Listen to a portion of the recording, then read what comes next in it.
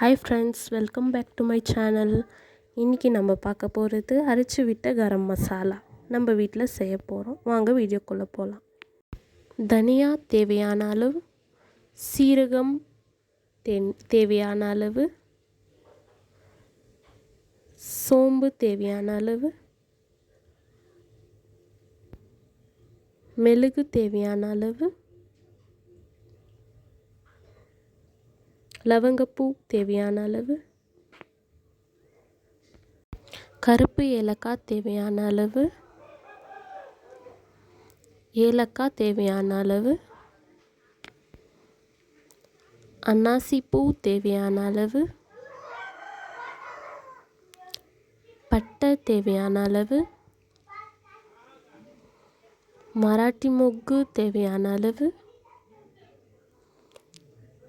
காஞ்ச மிளகாய் தேவையான அளவு,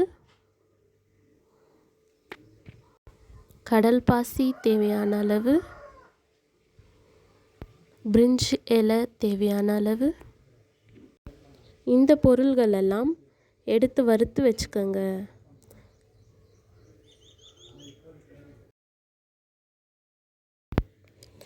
ஜாரில் வறுத்து வச்சுருக்க எல்லாத்தையும் போட்டுருங்க. நான் ஒரு 5 நாளைக்கு செய்கிற மாதிரி இதெல்லாம் அரைச்சி வச்சுன்னு இருக்கேன். உங்களுக்கு எவ்வளோ நாளைக்கு தேவையோ அவ்வளோ அளவுக்கு போட்டுக்கோங்க. இதை நம்ம ஒரு பாக்ஸில் ஸ்டோர் பண்ணி கூட வச்சுக்கலாம்.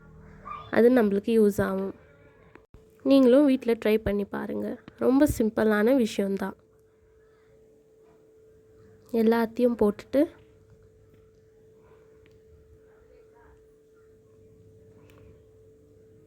இப்போது அரைச்சி எடுத்துக்கோங்க.